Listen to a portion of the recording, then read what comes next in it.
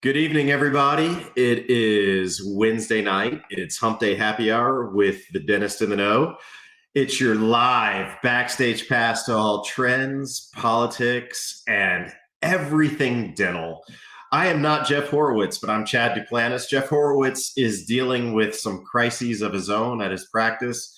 I'm here tonight with my really good friend, Dr. Jennifer Bell. I probably butchered that intro, but honestly, I wasn't prepared for it. So it is what it is. Tonight's a new night. It's Wednesday night. Let's have a little fireside chat. JB, how you doing?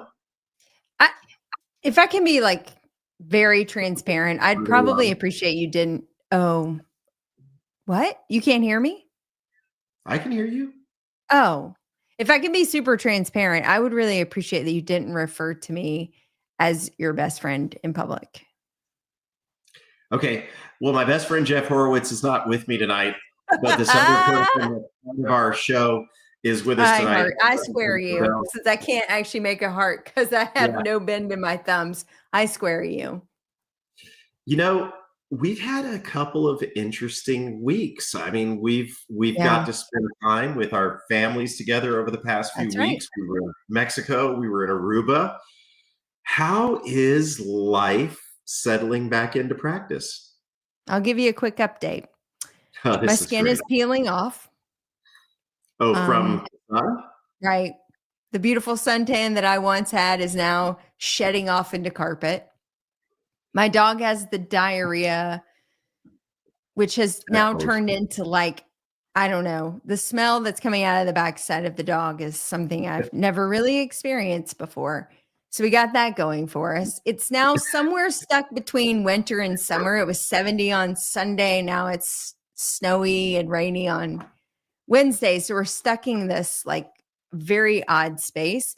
And apparently no one in North Carolina wants to go to the dentist or do any dentistry in the month of February. It's like, it's an anti-dental month. Like no one wants to do things in February. So overall, I feel like it's been going pretty well. Yeah. I get it. Top so notch. Question.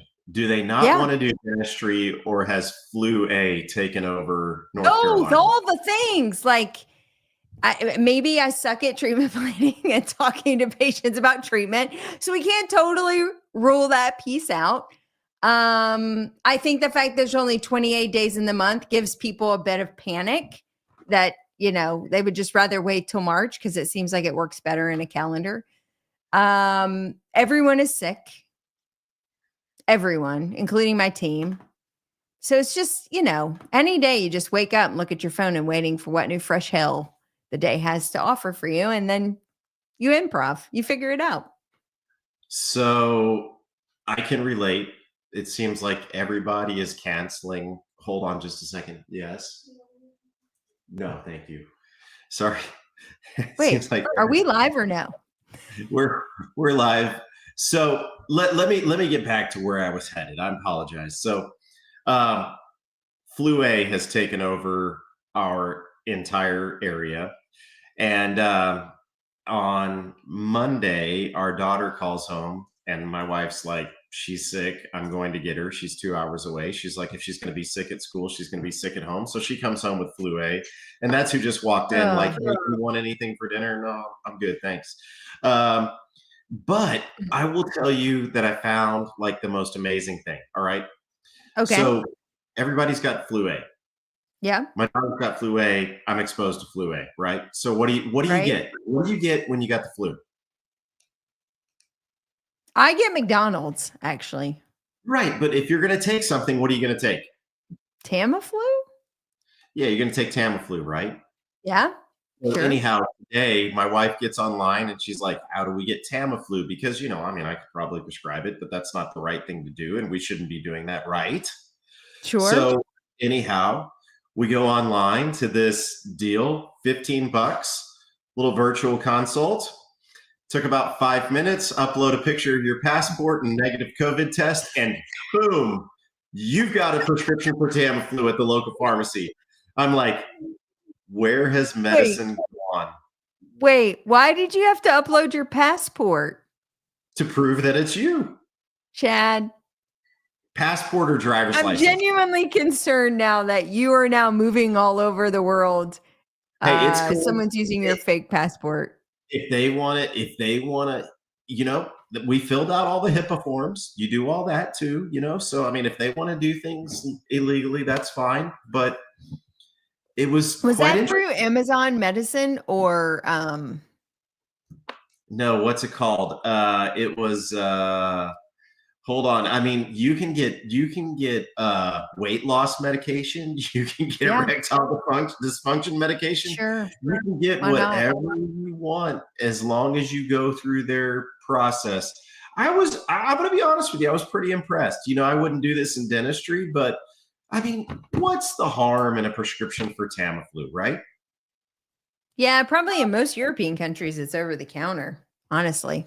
Same with basic antibiotic prescriptions as well. I would probably say so. But anyhow, I was pretty amazed. So I ordered a whole bunch of meds today. Did you get the flu? I am prepared if I do. I've got my prescription for Tamiflu. I'm pretty sure I was with you when you had the flu. I'm pretty sure you had the flu with me. Because I have felt like, for the past week and a half. Like my dog's butt. You felt like my dog's butt. Okay, so let's go back to that for just a second. Mm-hmm. Do we? What do you think Rosie girl got into? Dude, she's such a bougie dog that her stomach is so sensitive to air and whatever that something got a hold of her and now she leaves us little gifts. And I didn't know about this because I grew up with like a mutt, who had a tough life. So I dog sat a friend in dental school. Oh, we're going to tell you a really quick story, so don't let me forget. But I dog sat a friend and a dog for my friend in dental school. I didn't have a lot of experience, but I thought I could probably keep it alive for the weekend. And it was like this little tiny Shih Tzu dog. And I have him at my house, Bernie, and he's hanging out. And the next thing I know, he drops down on the carpet and starts scooting his butt all over the carpet, creates this entire trail all over the front or all over the upstairs. Of course, leaving skid marks everywhere. And I thought, what is happening? Why is he doing this? Why does a dog do this? Later did I find out that it was part of a gland issue that many bougie dogs suffer from, including my bougie dog. And my bougie dogs have gland issues too. Yeah, I think the bougie dog's got gland issues going on right now, and maybe it's spiraling out of control. So for everyone listening, I'm really sorry I had to paint a picture, but that's what we're living in right now. We got butt scooting, sliding, squirting. Like so much stuff is happening out of the dog. So, I remember a couple of years ago, we had this dog, Winston, and he died when he was 16. He was a freaking great dog. Loved Winston. And I remember waking up one morning and you're just freaking exhausted. And I go in there to the kitchen and Winston's looking at me and I was like, "Are you hungry?" And every time you ask Winston if he's hungry, he'd bark a little bit and say, "Winston, you hungry?" And he gives me a little roof. As soon as he gives me a little roof, diarrhea just shoots out of his ass. Oh gosh. And every time I asked the dog a question, he was shitting all over our kitchen. Shit everywhere. Yeah. And so, whenever somebody talks about dogs and diarrhea, which is really a great conversation for a dental podcast, I will tell you that I have these scars in my mind of Winston just everywhere he was walking, just shooting diarrhea out of his rear end around my house. So I don't do well with dogs and diarrhea. I do really well with dogs and solid turds that you can pick up in your little poopy bags. Yeah. Well, one last thing I want to mention that I didn't get a chance to post about, but I'm going to post about it. I wanted to ask if you watched the Super Bowl this past weekend, and did you see our good friend Mike? I did. He was the and I believe his number was like 82 or something like 89, that. I think. 89, yeah. I saw Mike. We had this great conversation at the Super Bowl party that we were at, that he was a dentist and everybody was fascinated. And I told him that he was a practicing dentist and that when he came on the podcast, he had to get approval from the NFL. It was actually a really cool story. And believe it or not, the people at the party were very intrigued by Mike. Yeah. So just for our listeners, if you haven't had a chance to go back, please go back and listen to his podcast. Mike Morton, who's a dentist out of Kannapolis, North Carolina, a classmate of mine. We were great friends throughout dental school. Actually lived in the same neighborhood, carpooled together every week because parking on campus was very limited. So his backstory is that he went to Carolina, was a football player for Carolina, went on to play professional football with the NFL, played for a few different teams, but was fortunate enough to be a part of the Rams 2001 team, I think, when they won the Super Bowl. So he came back, smart guy. Eventually his back gave out, couldn't continue to play football anymore. So super smart guy, came back, got into dental school. We did 4 years together. He went back to his hometown with his high school sweetheart, and they had quads our last semester of dental school. So he had quads right before boards. It was like super stressful. So we anyway went back to Kannapolis to practice, and now, as of this past weekend, he's the only person to have ever played and won a Super Bowl, but also come back to the league as a referee or umpire. So super cool story. His family was there. They were posting. I was texting with his wife. Everybody was, having a great time. All 5 of his kids were there with him and his wife. So I think they had a great weekend, kind of a special moment and sort of full circle for Mike, I think. So really cool.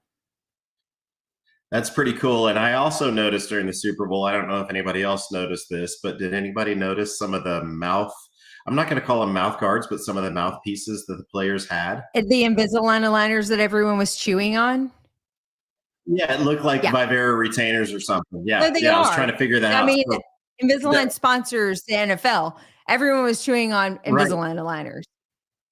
Yeah. Right. I just don't know that I would consider that worthy enough for a mouth guard, but everybody had Invisalign aligners in there. It's also not super effective when you're chewing it. Like that is the opposite of an eye guard or a mouth guard. So anyway, well, I'm really excited about our guest tonight. So I'd love for you to do some news, and then I can't wait to introduce Alan because I've kind of followed him for years, and I'll let you do the news first, and then we'll get straight into Alan. All right. Sounds great. Go for it. So the first story of tonight, actually, I had for Jeff, because if you're new to the podcast, you may not know, but Jeff has a pig that lives at his home. Now, this pig was delivered to him by one of his sons who got the pig thinking they could have it in an apartment. Come to find out, they cannot, in fact, have it in an apartment. This was a mini potbelly pig. They left it at Jeff's house. It turned into a 350-pound pig named Peaches. I mentioned this story because pigs have now become quite important in our research of trying to regenerate teeth. Another research article came out just last week about a stem cell with umbilical cord cells and regenerative cells in a pig, starting the process of regenerating teeth. They got a bud.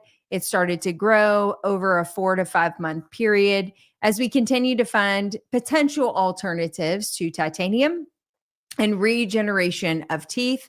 I thought Jeff would find it interesting that pigs may end up playing a really important role in that development. And maybe he might actually consider donating Peaches to science, because I know he's not really pumped about him living in his home. So for whatever that's worth. Another big update that came out of the ADA this week, the executive director has resigned effective immediately. Raymond Comia is no longer serving as the ED for the ADA. He served a 4-year term and has since moved on. They do have an interim, and Dr. Shapiro, who will be serving as interim ADA executive director as they start their search for finding a replacement. Another interesting update, and something I never actually thought I would read before.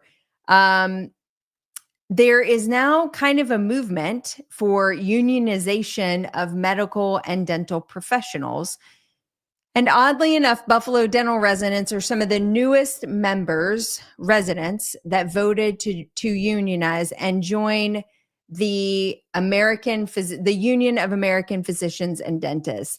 It's about a 7,000 member organization now that works on behalf of dentists, dental residents, and physician residents to improve work quality, pay, access to benefits, etc. So this is kind of an interesting turn of events. I would not have expected a unionized healthcare workforce, but here we are, and they seem to be gaining momentum. 24 of the 27 dental residents at the Buffalo School of Dental Medicine signed on to become members of the union. So perhaps this may be something we need to track and follow a little bit more.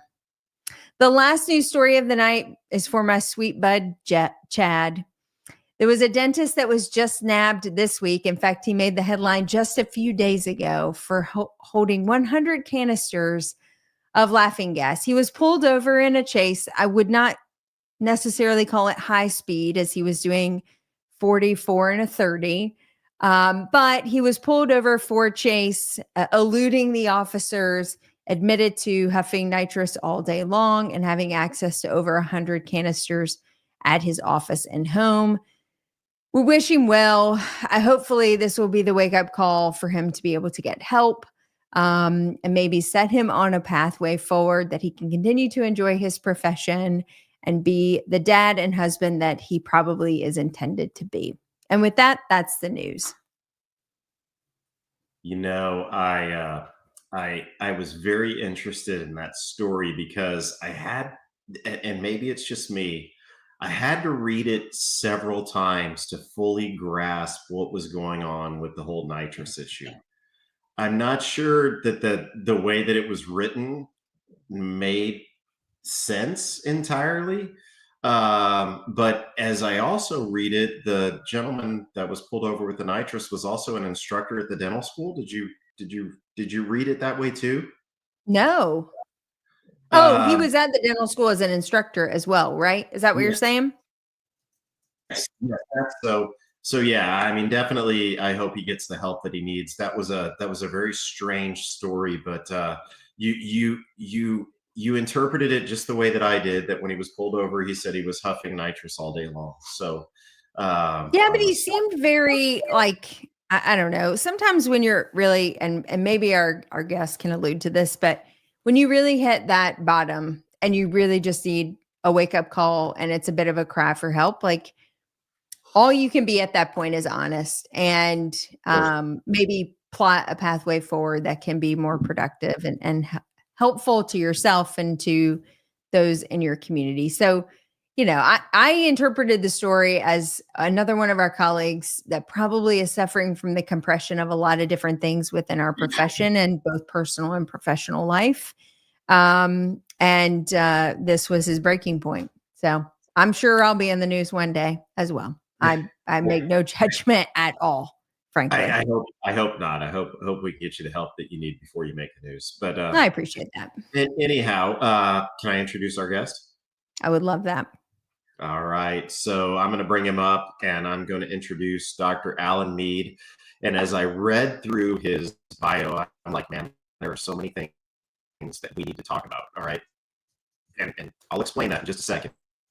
But Alan's born and raised in Midland, Michigan. He went to undergrad at Miami of Ohio, went to the University of Minnesota School of Dentistry, class of 97. He was an associate with his dad from 97 to 98. Bought his current practice in Saginaw in 1998. Married 2001, 2 kids, Sean and Jacob. And I believe, as I recall through social media, that they're one or both are involved in band. This is an interesting fact about Alan. He's a horse feeder and enthusiast, not a rider, a feeder. Also goats, chickens, ducks, cats, dog, miniature donkey named Floyd. I mean, they have like a petting zoo at their house. 40 acres. They bought a farm in 2004. But this is where I kind of picked up and engaged with Alan for the first time, is that he started a podcast, the Dental Hacks podcast, in 2014, which became the Very Dental podcast in 2021. 6 million downloads and counting. Founder of the Voice of Dentistry meeting in 2017, created the Alan Mead Experience podcast in 2017.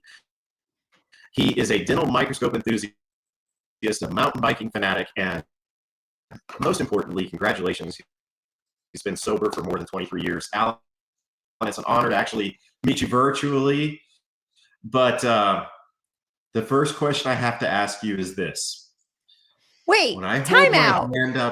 Wait, yeah, time out. You just sounded like Megatron for the last. I'm really glad you said that. I felt like I was doing my best to kind of keep it cool.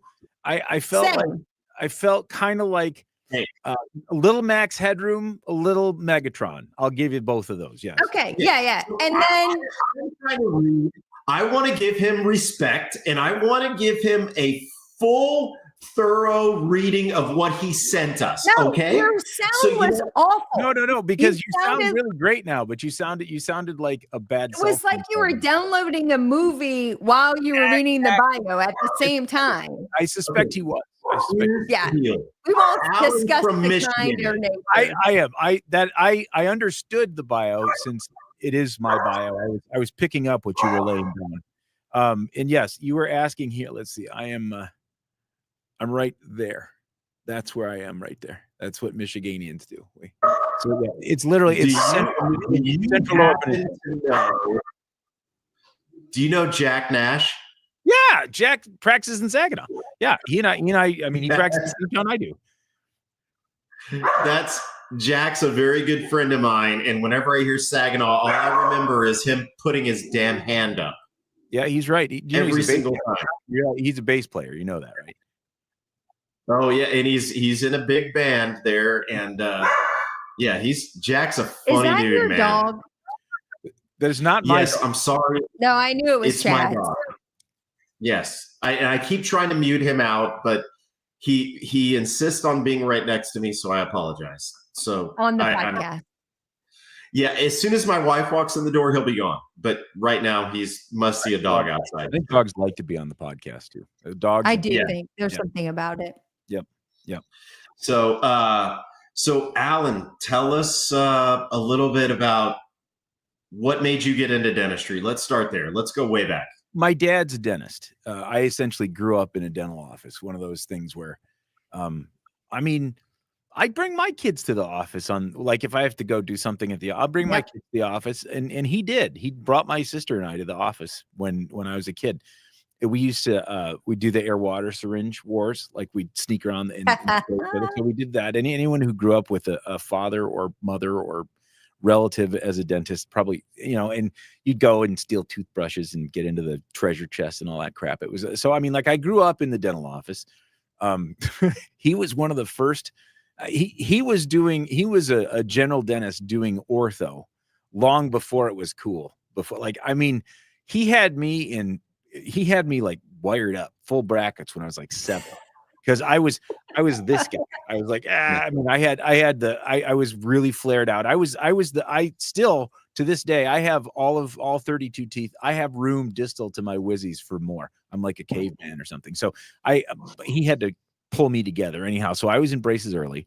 So I was in the dental office all the friggin' time. You got to figure, and I was the worst patient ever. So I was knocking brackets off and stuff constantly. So, and I mowed the lawn at his office, which was a terrible choice of his. I was notorious. It took forever. It took like 3.5, 4 hours. I used a regular push mower, and I probably like ran over more sprinkler heads than any. Like, whatever he paid me, he lost on me just because I nailed a sprinkler head or whatever. Anyhow, so I literally grew up around a dental office. I was very familiar with, I was familiar with the office. I wasn't familiar with dentistry per se, but and he seemed to like it. He did like it. He did a good job with it. Everyone knew him and loved him in town. And he's alive. I'm not saying that like because he's dead or something, but he doesn't practice anymore. But everyone still knows him as a dentist, and it's really kind of cool because I have inherited a lot of his patients, even though I practice a town over from where he practiced. So that's kind of where dentistry came in for me. I grew up around it. So there's a disconnect there that I got to ask about, because you worked for your dad, but then you bought a practice in a neighboring town. So Yeah. what happened there? I mean, not to bring up bad blood, but I mean, you Well, wrote it, so I got to ask. what's funny is I think I always figured I'd go in with dad and buy his practice, but he wasn't when I worked for him as an associate, and I just wasn't probably as busy as I wanted to be. And let's be perfectly honest too. I mean, this goes back to the fact that I was by the time that came around, I was an active drug addict.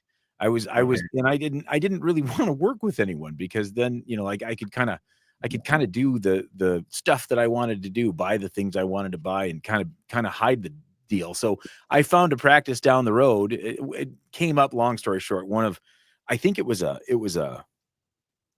coach, or like a practice management consultant that he was working with, that happened to drop, oh, there's a practice that's come up in Saginaw that needs a dentist. And I wasn't as busy maybe as I wanted to be. And I'm sure in the back of my mind, I was thinking, hey, this might be. So that's kind of what happened. And I ended up, I think for a long time we figured I'd buy in, but then our mutual accountant finally said, it's a terrible deal if he were to buy your practice, because you need to do well on the sale. He doesn't want to, you don't want to screw him on the sale. We didn't ever have an arrangement. So it's kind of it worked out okay. It worked out okay. So I will say that I have to drive 40 minutes one way twice a day to my practice. There are times when I wish that I had bought dad's practice, because it was a short drive. I'll say that. I mean, for 27 years of that same drive, and I think to myself, think of the time that I've lost. Yeah. It's and the gas. Could you have made up the difference in gas if you overpaid slightly for the practice, just slightly, I never thought of it that way, but I suspect you're exactly right. Yeah. Well, we're not going to dwell on the past. Yeah. I'm glad. Did it create a rift between you and dad at all? No. The accountant, thank God for the accountant. The accountant explained it to both of us very well. And that was that. He found a buyer. He did great. It was okay. Everything was good. And he continued to practice for years after I bought the practice in Saginaw. So, and I worked on and off as an associate on Fridays at his office too. So no, it really didn't create a rift. I think that's a really a valuable lesson there's a lot of people out there that feel like, okay, my dad, my mom is a dentist. I've got to buy their practice. And I think that's a very valuable lesson that you have for a lot of people, that you actually don't. And it's just the matter in which you present it. But you brought up a couple of valid points, like you said, you didn't have really an agreement in place before you got there, No, not at all. Dad didn't want to get screwed, like I told my kids, my son's like, well, I'm going to be a dentist, and I'm just going to take over your practice. And I'm like, the hell you are. You're going to come into my practice and you're going to freaking buy it for fair market value. Oh no, I'm not going to do that. Well, I mean, fortunately he's not becoming a dentist, but there's probably a lot of dads out there and moms out there that are like, oh, hey, I gotta give it to him. It's my kid. I've heard people that have done that. I know people that have done that. I know people that had an agreement right from the get-go. I know people who don't talk to their family member with stuff that fell apart. I know all sorts of people. I think both dad and I are I don't know how to say it, but we wouldn't have wanted it to happen that way. I mean, it just wasn't going to work out that way. We weren't going to be mad at each other that long. I think dad was a little disappointed, but I also think that it made a lot of sense at the time. God, my struggles also made it a little weird. Everything was a little bit weird in our situation. We've done pretty well. Did he know at that time, do you think? No. Exactly what I was going to ask. Yeah. Okay. So when I left, I bought my practice in 1998. I graduated from dental school in 1997, and I started working for dad basically my license came in the mail in like September of 1997. So I'd come home from Minneapolis and I started working for dad. And so it was July 1998 that I started working for the guy. It was crazy. The guy who I bought my practice from left just up, and he said, I'm done being a dentist. His poor team was like trying to hold an office together with no dentist. It was crazy.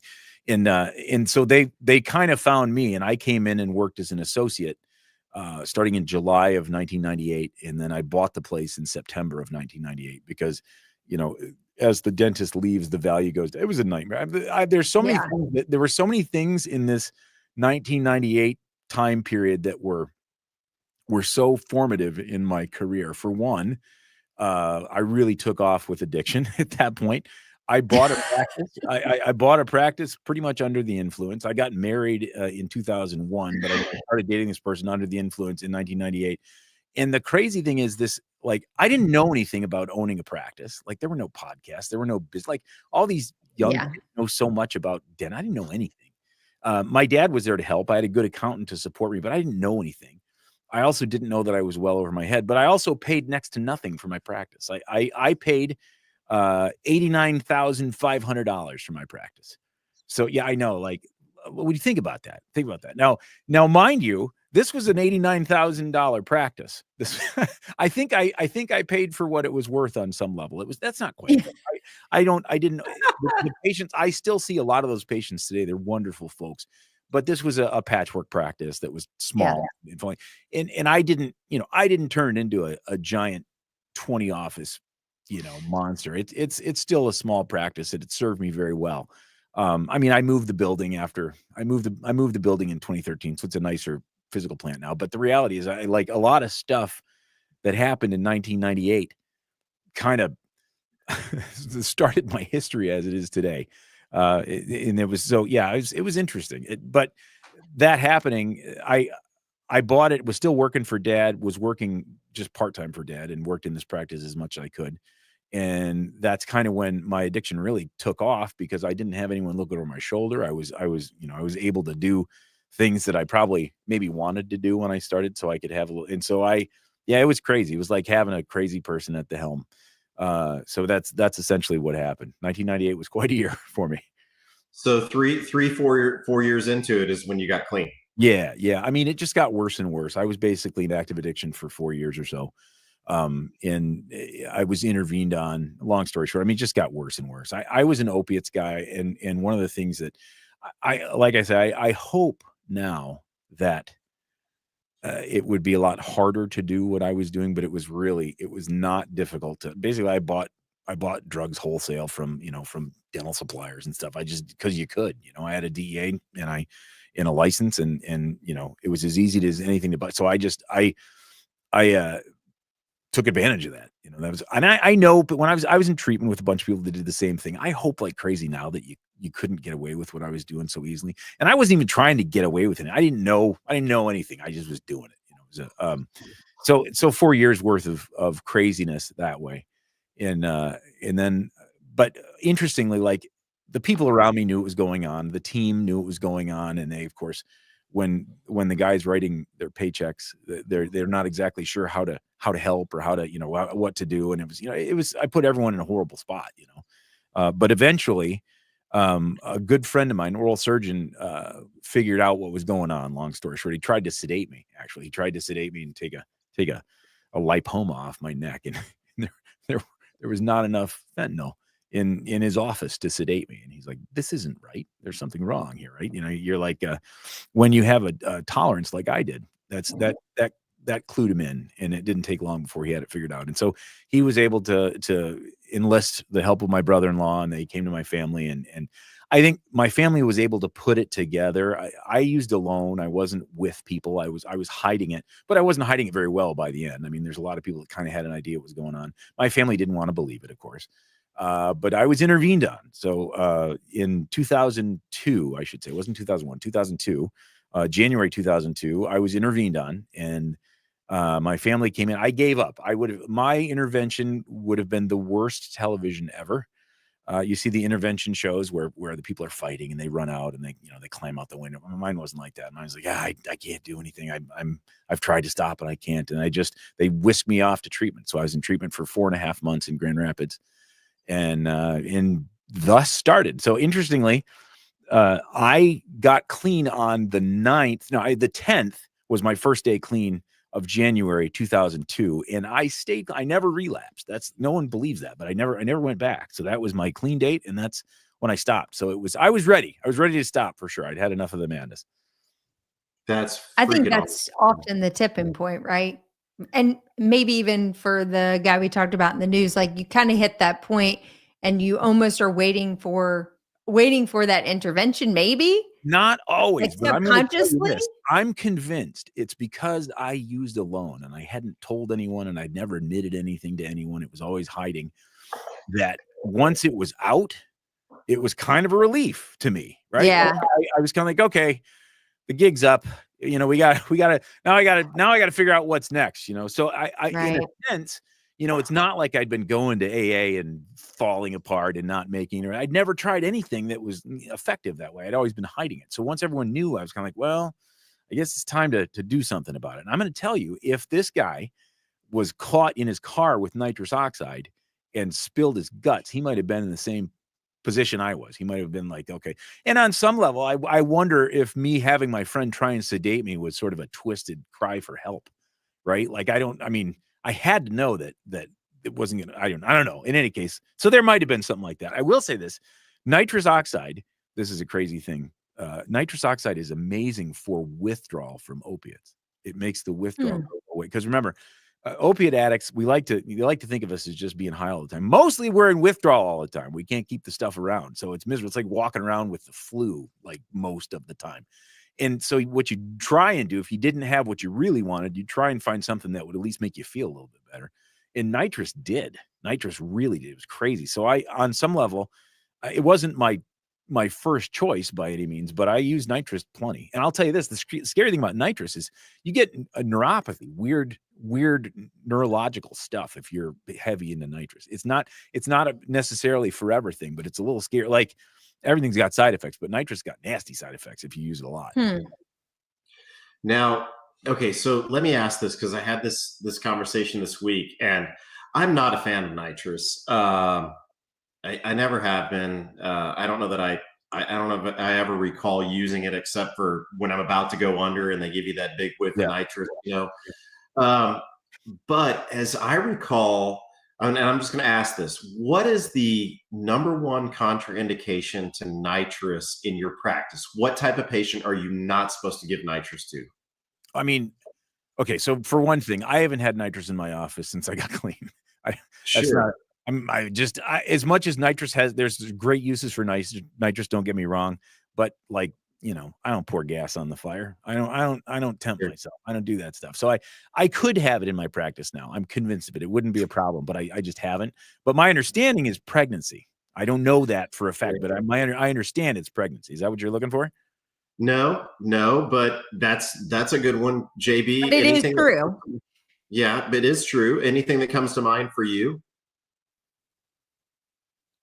besides pregnancy? Now it makes me think an opioid addict. Like, you wouldn't.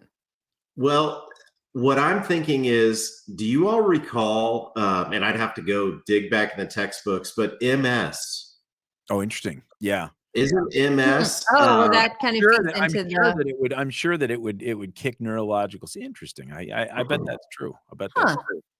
And so that for some reason sticks out in my mind is MS, and that we had earlier this week, that you know, someone with MS being around nitrous. I'm like, I don't think that's a really good idea. But I was wondering if either of you all recalled that, because it was it's something that sticks out in my mind, and it was something about nitrous accelerating the demyelination of the nerve sheathing, and isn't that what MS is? I wouldn't be surprised. I know that I've had, I've worked on, for a long time, I was on the Michigan Dental Association committee that kind of helps dentists with dentists and team members that have drug and alcohol problems, that sort of thing. And I've known some heavy nitrous users that had, long-term neurological problems from it. So it's not supposed to be used as often as someone like me would have used it. Sure. I want two subjects I want to make sure we hit on. One, I'd love for you to talk a little bit more about the support groups. Many states have them. We have it in North Carolina, Dental Caring Partners, who will come in. For those who don't know, though, at least in our state, they'll come in under the cloak of night, essentially, if the dentist asks for help. They'll protect their reputation. They'll protect the practice. They'll help put temporary support in the practice so the practice can continue to function and continue to meet payroll, et cetera, while they help the clinician deal with whatever's going on. Is that similar to Yeah. what you have in Michigan? It's interesting you say that. So, because I know a bunch of North Carolina people. Actually, I went and spoke at one of their meetings up in, what's the place that's up in the middle of, it's something like, it's not Rocky Top, but it's like a Omni Grove Park Inn. No, it's up way up in the, it's like a resort town at the top of a mountain somewhere, and I can't. It should be Grove Park. Okay, I don't know. Maybe it was. In any case, I don't remember the name, but no. In any case, I went and spoke there it was great, and I know a bunch of the what interestingly we talked about Brett Kessler. I've known Brett for years, and I met him in this group. Long story short, they used to meet in Utah. They called it the Utah School of Alcoholism, and it was basically all these different groups of support groups and it ended up being a bunch of recovering people, and a bunch of the different state groups, the people, the dentists that did this stuff would meet in Utah for a week, and we'd kind of talk about our strategies and all this stuff. And that's where I met Brett, and I know a bunch of the North Carolina folks too. And the reality is each state kind of does it on their own, but a lot of them do it similarly. Like in Michigan has what they call the Health Professional Recovery Program, HPRP. And and it's a state. It's run by the state. It's not a dentist specific thing. We also had an MDA committee that was there to support. And I know that the North Carolina one is really supportive. I don't think we were quite as far ahead as the North Carolina guys were. But in Michigan, my as long as you follow the contract they put you on after you're out of treatment, your license is safe. And so I was on contract for 3 years with the Michigan Health Professional Recovery Program. And so what is a contract? Well, I finished treatment. So I was in treatment for 4.5 months at a place called WEMAC, West Michigan Addiction Consultants. It was in Grand Rapids. And it was kind of an intensive outpatient situation. It was for me, it was just perfect. A lot of health professionals were in that. And so it was a good situation, but they also kind of set me up with the contract. So this contract, I was able to be in my practice and work. They tracked your hours, made sure you weren't working too much. I mean, dentists, give me a break. Like they're worried about anesthesiologists working 80 hours a week. There's no dentist that works enough to bother with that. But, and then you had to go to a certain number of 12-step meetings. You had to have therapy sessions. You had to have random drug screens. That was the other thing. You had to call every work morning. I had to call to see if I was going to have to do a drug screen. All these things for 3 years basically was in Michigan. Some of them are longer. States are longer, but it's pretty great. It's obviously, first off, I wanted to stay clean and sober. So everything I was doing to do that checked all the boxes on that. So it wasn't very hard for me. I was kind of into it, and I was kind of there for it. After 3 years, having to drug screen all the time was a pain in the butt. But the good news was it was a pain, but it wasn't a worry because I knew I wasn't using, so I was safe. It was just more of it is tough when you're not sure if you're gonna be able to pee in the cup. Like, did I drink enough coffee? Did I drink? I have a story for this. In any case, I did that for 3 years, got off contract. And so, I don't even remember if there was a probationary period, but I'm like, now my record is long since been expunged. So most states have something like that.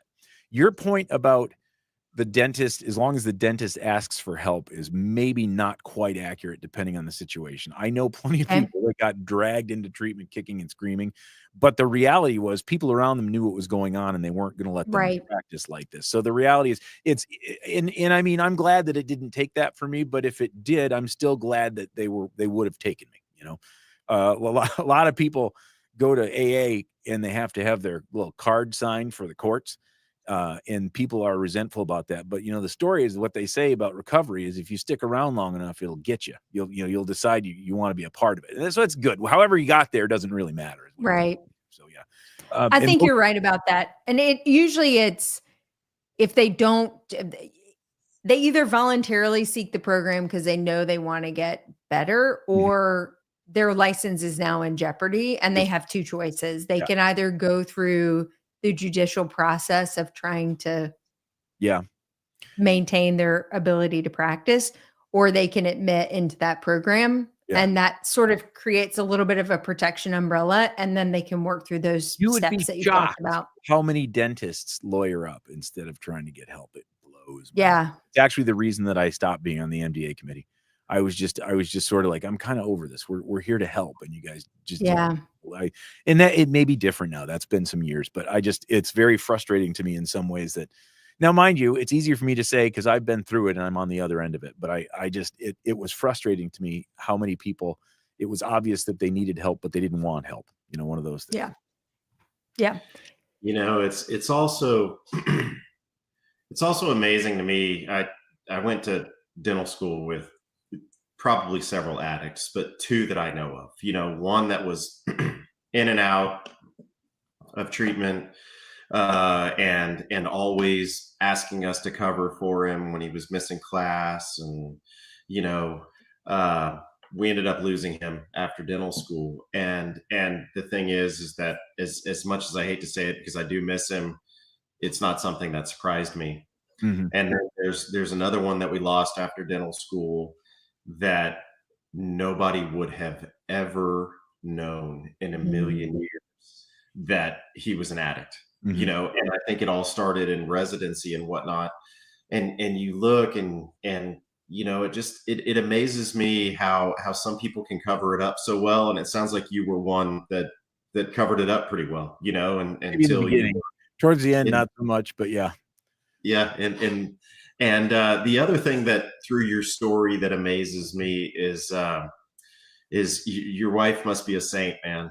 She's absolutely that's pretty awesome. I mean, you hear so many horror stories about when someone, is finally clean and stuff, and the marriage isn't what it used to be. But man, it sounds like y'all got, I don't know you, but you've been together a long time. So it sounds like y'all got pretty strong. Y'all got stronger even after you were clean. So I'm married for 23 years, about 23 years. So I got married on September 8th, 2001.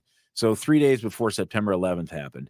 And then I got clean in January 2002. So there's like 4 months. We've been married 4 months longer than I've been clean, if you can imagine. So that's just what every newlywed wants, is for their husband to need treatment for 4 months. Yeah, that's pretty good stuff. That's a testament to love, man. That's pretty awesome. No, she hung with me. She hung with me. It's true. It was not the ideal necessarily. Yeah, and she's still hanging with you. So that's pretty freaking fantastic too. So well, kudos to you. That's all of that is just awesome. And I love what you're doing. I want to kind of get to where you're at with your new group and whatnot, but I'd also like to talk about your journey in podcasting, because you really kind of started podcasting in dentistry. I mean, I don't care what anybody says. I mean, you've been around long enough. You've been doing it for a long time. So what made you decide to do that? It's interesting. So there were some dental podcasts out there before I started. There were not a lot of them. There were a few of them, and actually being on a couple of them was what kind of drove me to do it. I'm like, oh, I could do this. It was, so there's a guy by the name of Bilal Saib. He had a podcast. I was on that. I really enjoyed that.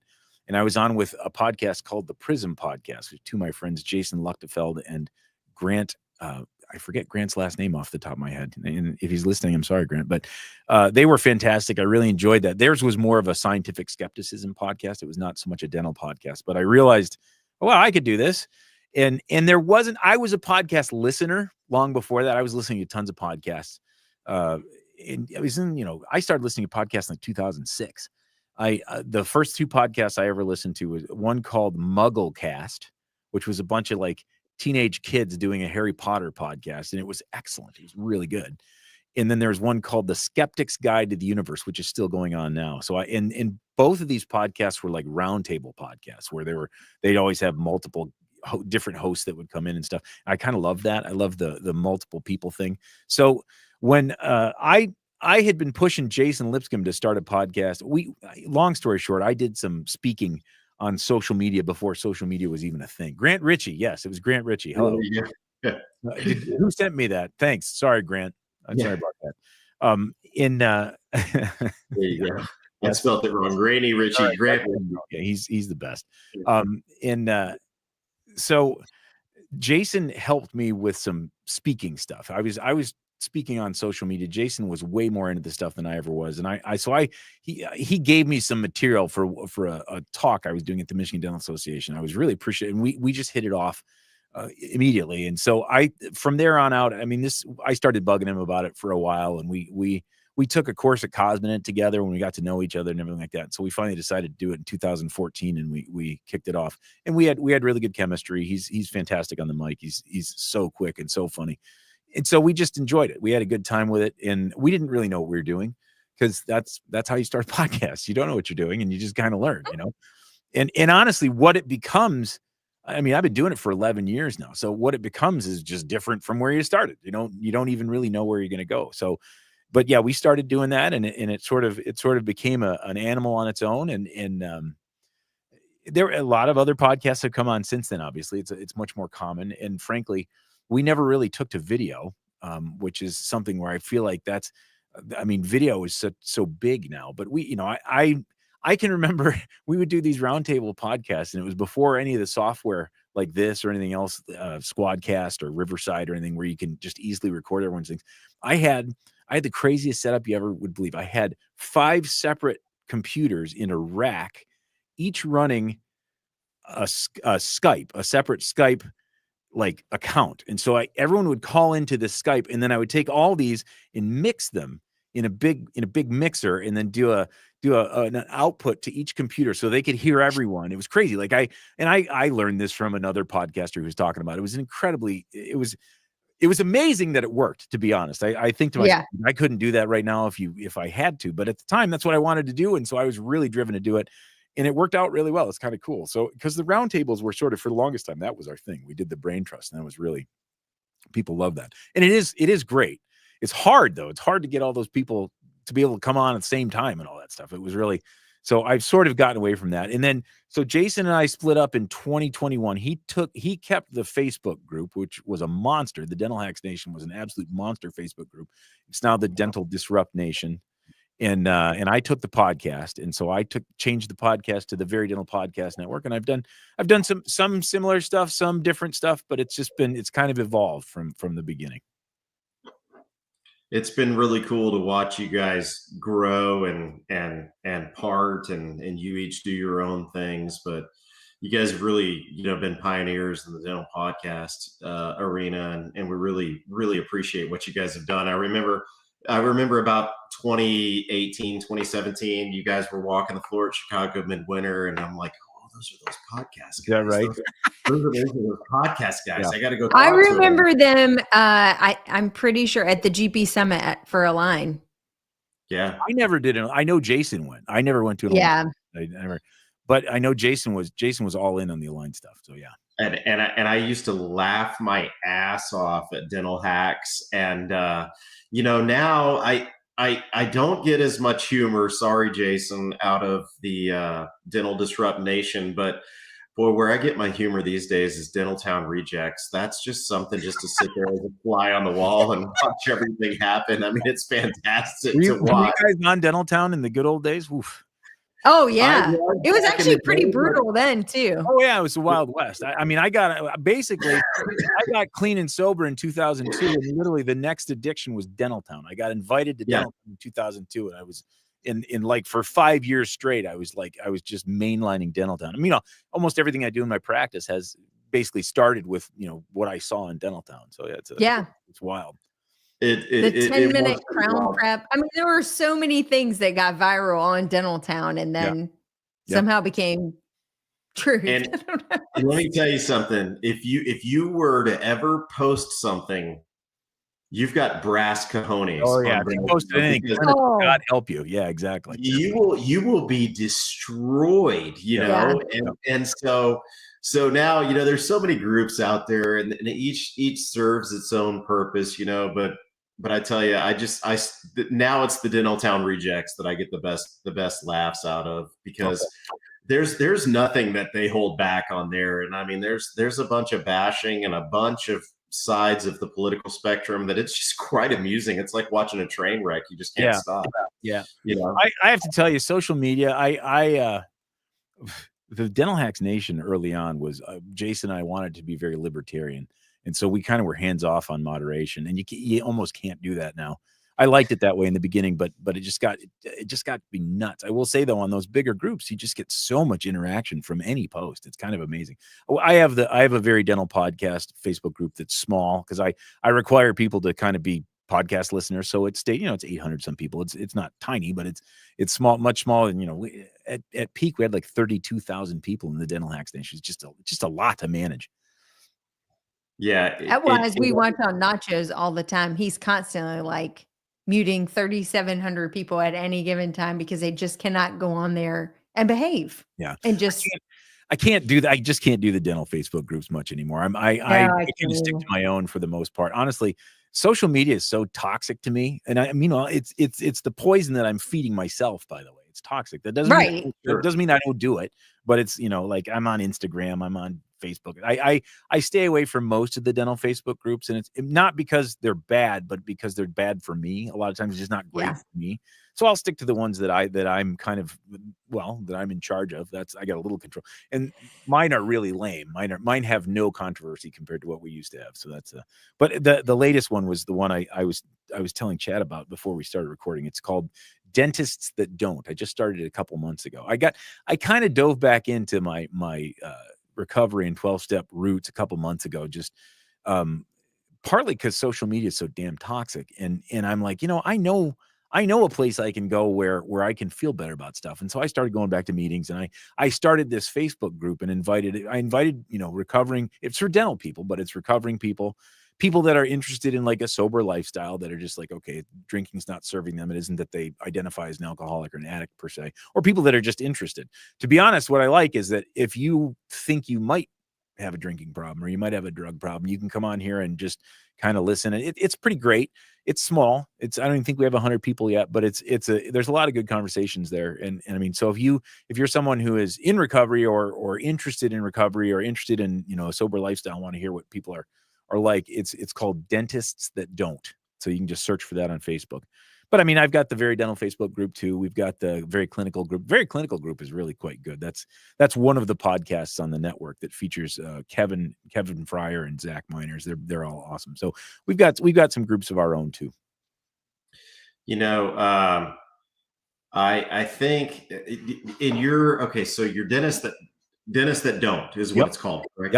Yep. So in that group, do you all offer, or have you had anybody come to you? And of course, I don't want to throw anybody under the bus, but anybody that's come to you that's actually actively seeking help at this point in time? Or interestingly, a little bit, but not in the way that you're thinking.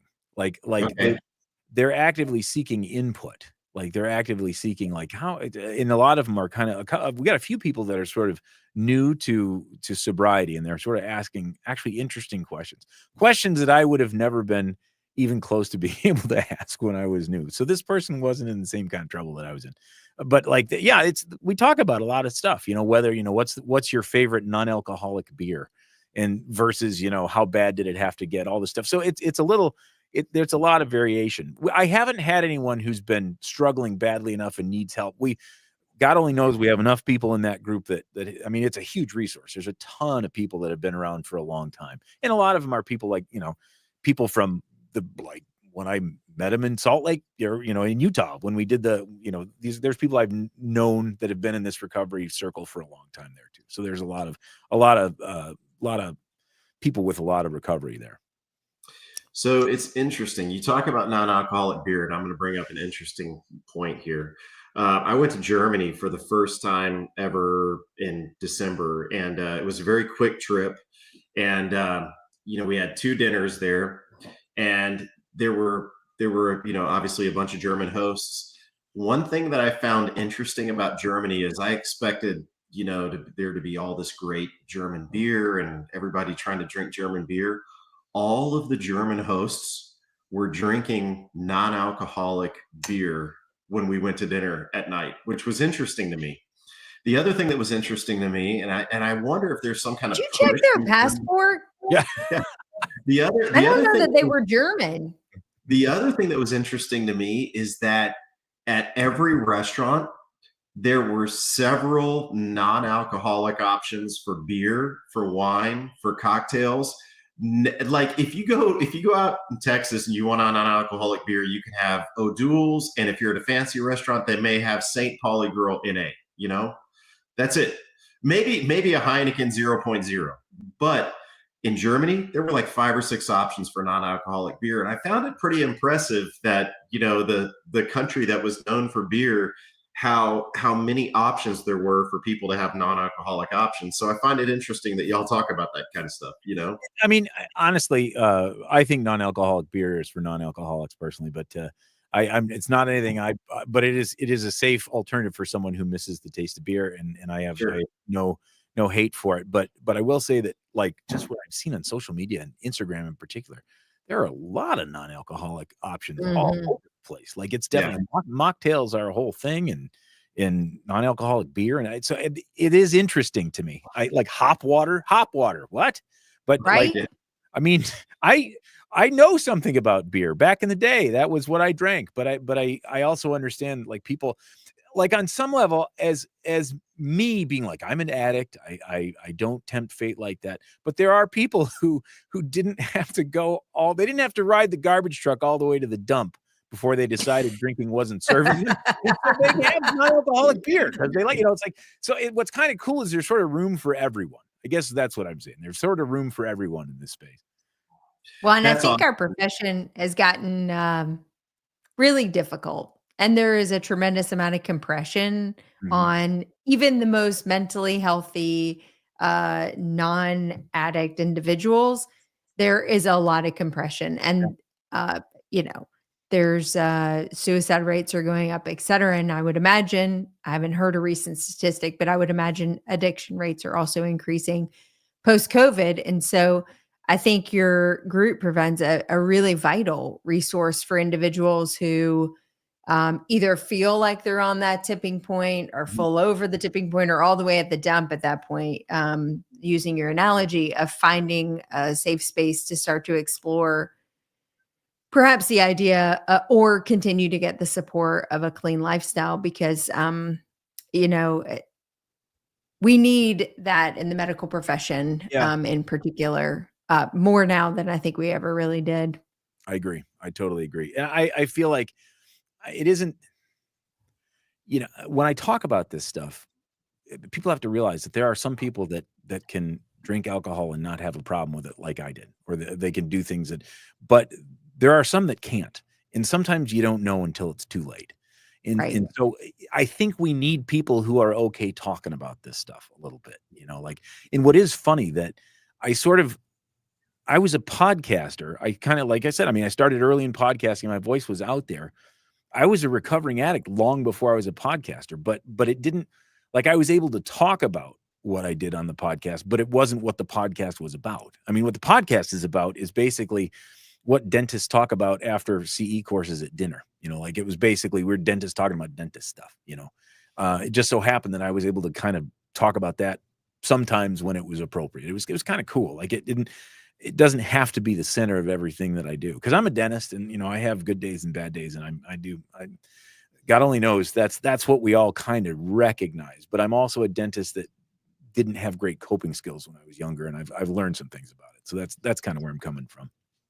Well, and we have to appreciate the compression is just so much higher. It is. You bought your practice for $89,000. A dental student can't even go to dental school for 1 year. It's not even freshman year. 1 year. I use that analogy all the time. It's completely true. Like, a 1998 grad cannot understand what a new grad is coming out feeling like. I talk about it a lot. I always wonder, I'm like, do these kids know how much their loan payment is going to be when they get out? Because if they knew that, would they go? I don't know that I would. I don't know. It's just a lot. Do either of your kids want to be dentists? No. I don't either. No, would I? Sean definitely doesn't. Sean, my oldest, would never fit that. Jacob is an academic and he could do it. He has no interest in it whatsoever. He could do it. There's times I think, well, maybe he could. I'm like, and then when I think about what I went through in dental school and all this, I wouldn't wish that on him to save my life. If he did, though, he said, no, really, I want to be a dentist. I'm like, cool. I hope you're interested in the military, because that's I would agree. That's real. That's the only reason to go to dental school. Have someone else pay for it. Sorry. It's really true. And I encourage every young person that's thinking about dentistry that comes through my office to look into the military scholarships, because that's probably the biggest regret that I have. I'm same here. Knowing what I know now, oh my God, it could have changed everything for me. No, it could have changed everything. I mean, having served a better purpose, there's a lot that I could have learned from the military, but that's neither here nor there now. But I certainly encourage young people to do that. They're not interested in 53-year-old over the hill dudes. I've tried. They're not. No, they're done. They're done with us. You show up at the recruiting center and you're like, hey. Yeah. No, hey. Thanks. We're damaged goods now. No. Definitely. Well, I think we've gone over a little bit. I'm sorry to keep you, but I could have talked about this forever. I appreciate your openness and thank you so much for coming on. It's been great getting to meet you and know you and know a little bit about you. And I think we'd love to have you back at some point. I'd love to. We should talk about dentistry. Imagine that. Whoa. Well, here's the other thing too. I know you guys are you guys going to the Midwinter? We are. Are you going to be there? We're podcasting from there. I'm in the podcasting booth for all 3 days, Thursday through Friday. So I'll come find you guys. You guys have a booth of your own though, right? We do, but why don't you come by and let's do another 15-minute segment? What? I'll come by. Yeah. We'd love for you to. We'd love to actually meet you in person. So we have all of our kids working there. They do the AV and video. Like it's really pretty awesome. People who are listening to this who might be at the Midwinter, where do they go to find you? 1619 oh my God, is our booth site. A full-on booth. You guys are serious. Full-on booth. I'm freeloading on the Chicago Dental Society. I'm in the podcasting booth over on the far left. I was there last year. It's spectacular. They did a really nice job with it. Just a bunch of tables for people to see. It's really cool. 1619. I'll be there. 16, actually not far from the lounge. Also, cool. Yeah, but we strategically positioned it close to the lounge. So, well, yeah, we can. All our friends are there. We can hustle some guests back and forth too. So that's exactly right. It's an excellent place to find guests. It's an excellent place to find guests. So yeah, agreed. Yeah. Well, let's chat again next week. We'll be there Thursday, Friday, and Saturday. But thank you so much for being here. And I'm just going to throw out there that if anybody thinks they may need help, I know Alan will be a great resource for you. But if you are kind of dabbling in receiving help or looking at what sobriety looks like, go check out Dentists That Don't. Dentists That Don't. There's no commitment. You don't have to say anything. You don't have to do anything. You just listen. No 3-year contract. That's right. No 3-year contract. No random drug screens. Nothing. Can I at least tell you my drug screen story? Okay, let's hear the drug screen story. Okay, very quickly. To get a job, often you have to go do a drug screen. I hadn't done one before. I was newly entering the workforce. Went to the drug screen center. Not prepared, to your point. I hadn't filled up the tank adequately enough. I also suffer from a bit of a bashful bladder. Exactly. If I go into a public bathroom, I will sit there until the first person breaks the seal, and then I will eventually relinquish to the fact that everyone is now peeing. But I won't be the first. Don't have so that when you problem. go to the center and you're in the tiny bathroom and you know someone is standing on the other side of the door. Yeah, exactly. Waiting for you. And I sat there totally defeated. Yeah. And she's banging on the door. You need to get out of there. And I was like, I don't know what you think I'm doing in here, but it's not peeing. That's for sure. What I need to be doing. Exactly. Yeah. So eventually she's like, you have to come out. So I come out with an empty cup. And she said, oh, great. Now you have to go sit in the waiting room for 45 minutes because legally I can't retest you again for 45 minutes. And I said, you've got to be kidding me. Yeah. So I go back out to the waiting room. Can't leave. I remember I heard people talking about this all the time. I got pretty practiced at it. I got pretty good at it. I then proceeded to suck down the entire water tank. Yeah. That was sitting in the waiting room, cup by cup by cup, because I was not going in there again to defeat. Yeah. 15, maybe 17 minutes into this decision, I had a lot of regret. Yeah, you had to go. Exactly. And I'm banging on the window going, you have to let me back in. And they're like, nope. And I was like, There has to be some rule that you can break because I'm going to pee on your carpet here in this waiting room is going to happen. Yep. Finally, at like 32 minutes, they relinquished the door. I went in. I could have filled 12 cups. I could have given everyone in that waiting room a clean sample. Exactly. Yeah. So, the very first time I went for a drug screen when I was back home, as I always say, in recovery, humility finds you. I got in there early. I got there at 6 o'clock when they opened. The person who came to collect my sample was a patient, and of course she had my paperwork. She knew I was there. So yeah, humility finds you in recovery for sure. Hi, Sandy. How's it going? Don't worry, it's clean. Yeah. If you could just punch that ticket, that'd be great. Good point. It was good news. It was clean. That's a good point. Yeah. She booked her appointment for recare just later that day. She continued. Coincidentally, I don't know. Yeah, exactly. It was wild. Alan, it was so great to hang out with you. Can't wait to see you in a week. Yeah. Thank you for having me. It was great. Again next week. Let's do another episode next week. Love you have you in the booth next week. All right, we'll talk to you soon. Hey, thanks so much, Alan. Don't. They'll only ask for the last 4 of your social and the last 4 of your credit card. You don't have to give anything beyond that. That's right. No, very small commitment. Much like you showing your